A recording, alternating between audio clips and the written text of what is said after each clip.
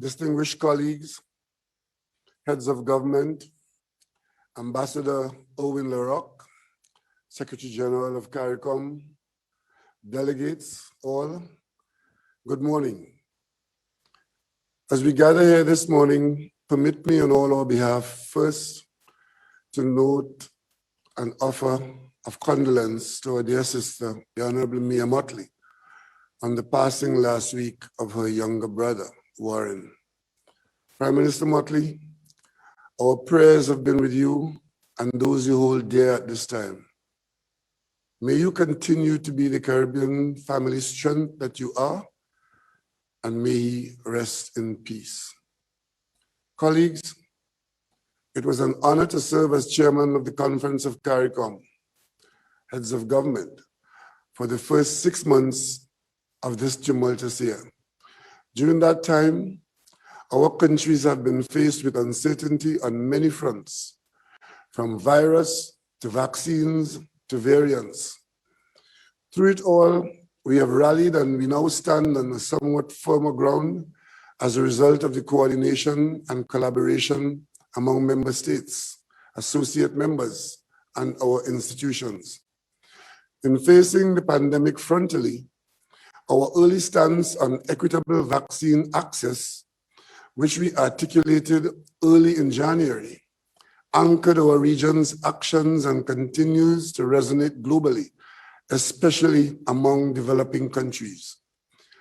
We took the decision that, as chairman, I would write to specific heads of third states to request vaccines from their surplus supplies.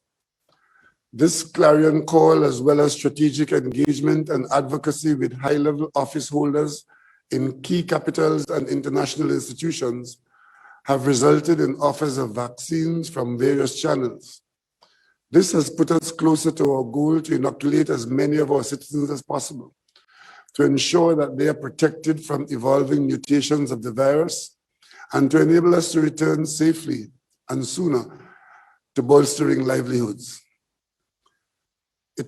I take this opportunity, colleagues, to thank my CARICOM member states who shared vaccines with Trinidad and Tobago and with other member states. Your gracious acts of good neighborliness during what has been a challenging time is deeply and sincerely appreciated. The solidarity that exists among ourselves, the respect, the caring, and that spirit of community is not to be taken lightly and must be nurtured and lauded. In similar vein, I believe that the unequivocal principled position we took in the smoldering dispute between Guyana and Venezuela earlier this year went a long way in bringing us to a place where the heat has been abated. That spirit of community was evident as well in the outpouring of support to our sister nation, St. Vincent and the Grenadines, following the eruption of La Soufrière volcano, which also impacted Barbados, St. Lucia, and Grenada. Assistance has also been mobilized for Suriname following disastrous flooding events, which we hope will not be repeated, even as we remain concerned about the efforts and effects towards understanding and noting global warming. The already active hurricane season, however, is a stark reminder of our region's vulnerability. It stresses the importance of continuing to engage the wider global community and international financial institutions and the peculiar circumstances adversely affecting our sustainable development, including threats to our financial and socioeconomic structures. I have sought to highlight these realities in the many high-level meetings which I have held virtually over the last 6 months.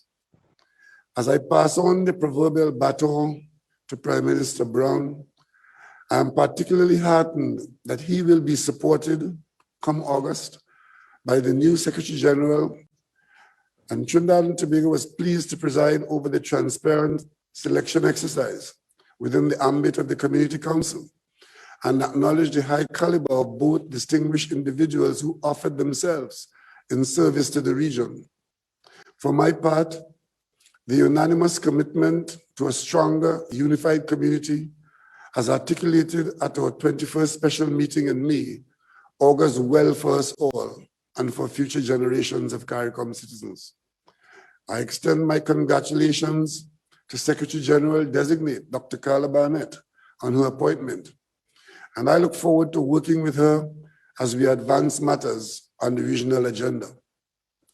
Before concluding, I wish to mention one other point. Over the years, many have queried the role and relevance of CARICOM and the single market and economy. While we know how valuable this organization is to the security and prosperity of our region, that does not always translate into the everyday discourse. In dealing with this pandemic, it would have been unimaginable for any one of us to face it alone. We have shared resources, expertise, and support which have kept us afloat in turbulent times. The CARICOM identity belongs to all of us today.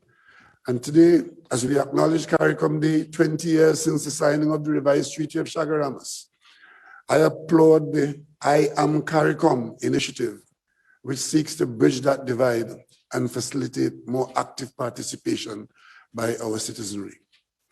This will undoubtedly add threads to the fabric of our integration movement in the years to come. CARICOM has been heavily engaged during the last months, and although we have seen setbacks, we have also enjoyed some successes. All of this, however, would not have been possible without the tireless efforts of the Secretary General and his staff.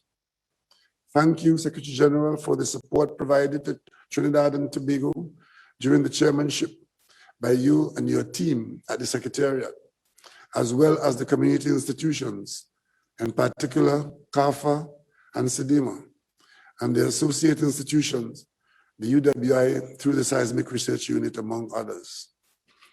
Ambassador Larocque, I have the distinct pleasure of being the last Prime Minister with whom you would have worked through this entire term as chairman. That puts me in the position to commend you for the sterling service you have provided during these past months when we were bombarded with various issues and challenges. You did not falter in your duty and have been a great asset to CARICOM, a rock, keeping the community focused and grounded. I wish you the best in your future direction of choice. In closing, once again, I take this opportunity to sincerely thank you, my colleague heads, for your cooperation and friendship during my chairmanship and my duty as Prime Minister of Trinidad and Tobago. As I hand over the reins, I offer best wishes for a successful term to our new chairman, Prime Minister Brown.